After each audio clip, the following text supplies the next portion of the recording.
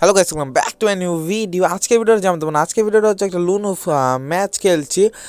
তো আমার নিজের মানে বুয়া পাসের হচ্ছে হলুদ কালার বান্ডিলটা তো তোমরা দেখছো, সেই হলুদ কালার বান্ডিলটা দিয়ে পুরো ম্যাচটা খেলছি।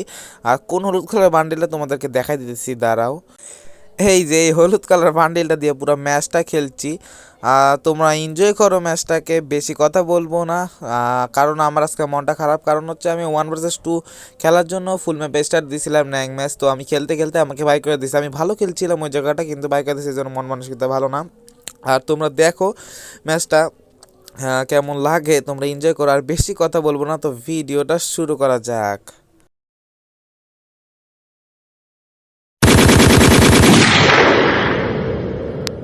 Enjoy gameplay.